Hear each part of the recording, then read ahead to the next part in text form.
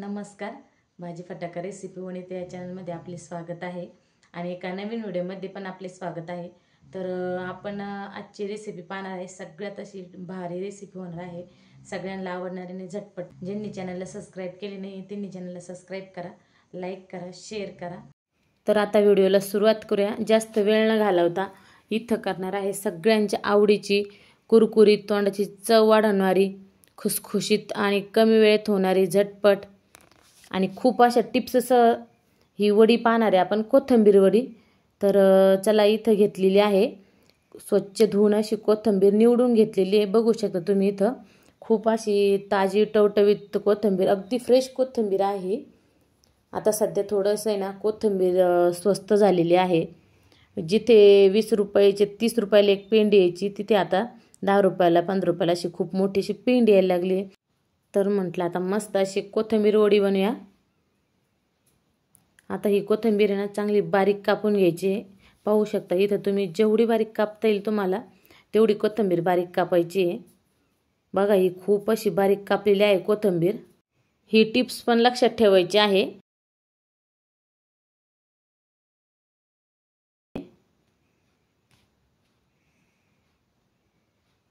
सगळी कोथिंबीर बारीक कापून घेतलेली आहे आणि आता ही 1 वाटी इतकी कोथिंबीर भरलेली बारीक कापलेली. आता त्यासाठी मसाला तयार करू. बघा, इथं मसाल्यासाठी घ्यायचं आहे हिरव्या मिरच्या, 7-8 हिरव्या मिरच्या घेतल्या, 1 चमचा जिरे घेतले आणि लसणाच्या 5-6 पाकळ्या घेतलेल्या आहे. याचं मिक्सरला चांगले बारीक करून घ्यायचे आहे, म्हणजे बिना पाण्याचं हे मिक्सरला दरदर करून घ्यायचं. तर 1 वाटी इतकी कोथिंबीर आहे. कोथिंबीर ताटामध्ये टाकून घ्यायची. आता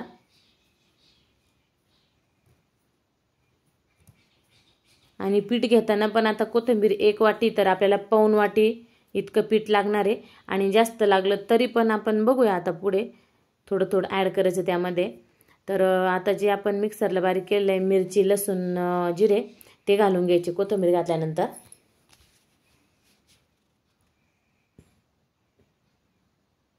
आता सध्या अर्धा वाटी इतकं पीठ घेतलं आहे.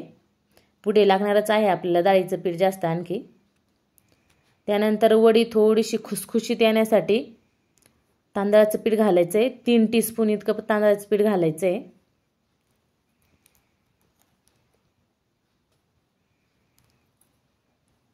त्यानंतर मीठ घालायचं आहे. अर्धा चमचा मीठ घालायचं साधारण चवीनुसार. अर्धा चमचा ओवा घ्यायचा आहे, तो हातावरती क्रश करायचा आहे. आणि तीळ घ्यायचं आहे 1 चमचा. हळद घालायची.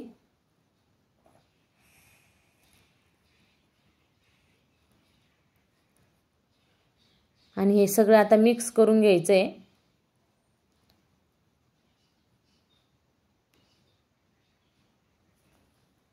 आता जेवढं कोथिंबीरमध्ये पीठ बसेल तेवढं पीठ वापरायचं. आता सुरुवातीला आपण तर अर्धा वाटी पीठ घातलेलंच आहे. कोथिंबीर धुतलेली असते त्यामुळे त्याला पाणी सुटतं, त्यामुळे पाण्याचा वापर करण्याची गरज पडत नाही. पण थोडंफार लागलं तर घालायचं. घट्टसर डो तयार करायचा याचा आपल्याला. तर बघा, इथं आता थोडंसं आपल्याला पीठ आणखीन ॲड करायचं आहे. थोडंसं पीठ लागणार आहे.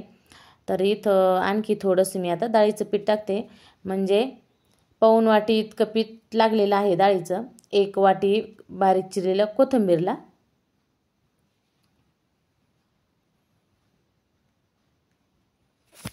दुसरी टिप्स लक्षात ठेवायची आहे, पाण्याचा जास्त वापर करायचा नाही या कोथिंबीरला.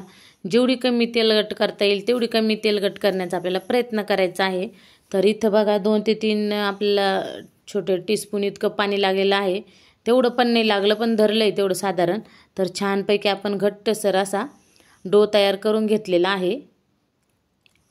तर जे ताटामध्ये चिटकलेलं असतं ते पण उचटणीच्या साहाय्याने आपल्याला काढून घ्यायचे सगळं पीठ आहे आणि छान डो तयार करायचा. आता शेवटी काय करायचं, याच्यामध्ये 1 चमचा तेल लावून हा डो आपल्याला सॉफ्ट करून घ्यायचा आहे फक्त.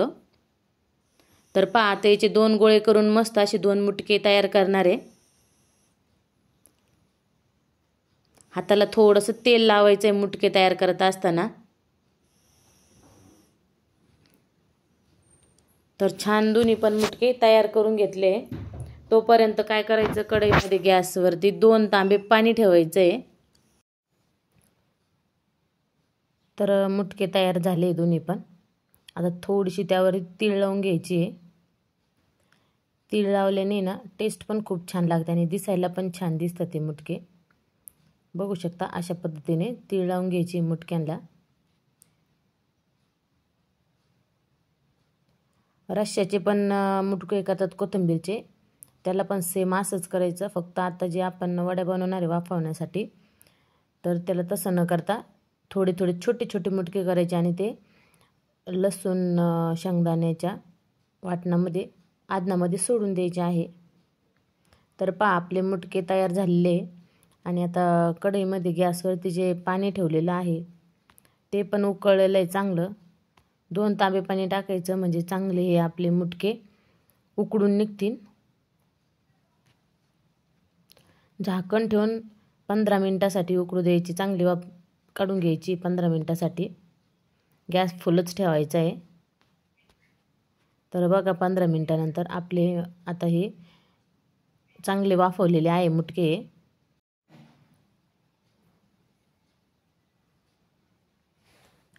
थंड होऊ द्यायचे आहे, 10 ते 15 मिनिटं थंड होऊ द्यायची चांगली, वाफल्या किंवा अर्धा तास पण थंड होऊ दिले तरी पण चालेल। जेवढे थंड झाले का तेवढे तुमच्या वड्या खूप छान पडतात।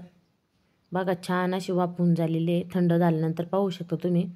आता कट करायच्या वेळेस ना सुरीला थोडंसं तेल लावून घ्यायचं आहे, म्हणजे तेल लावल्याने काय होईल, तुमच्या ज्या वड्या आहे ते अगदी छान पडतील, चिटकणार नाही आणि ज्या वड्या फुटतात ना त्या पण फुटणार नाही। बघा तर आता वड्या करून झालेल्या आहे।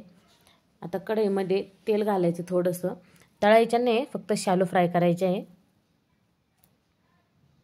तर पहा तर एक एक कडून सगळ्या वड्या आता कढईमध्ये सोडून देऊ।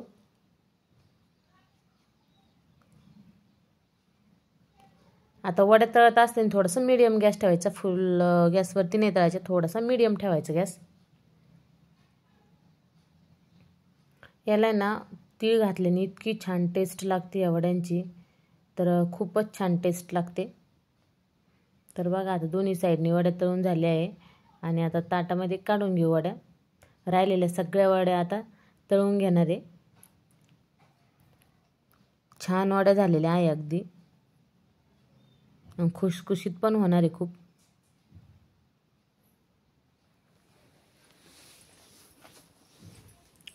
कमी तेलामध्येच तळल्याशिवाय या खुसखुशीत कुरकुरीत आणि तोंडामध्ये टाकताच विरघळणाऱ्या अशा कुरुम कुरुम वाजणाऱ्या वड्या आपल्या कोथिंबीर वड्या तयार झालेल्या आहे। अगदी सोपी पद्धत सांगितली आहे झटपट करण्याची आणि कोणालाही जमेल सहजच। आणि एकदा करून पहा, खूप अशा टेस्टी लागतात त्या कोथिंबीर वड्या। सध्या तर कोथिंबीर स्वस्तच झालेली आहे।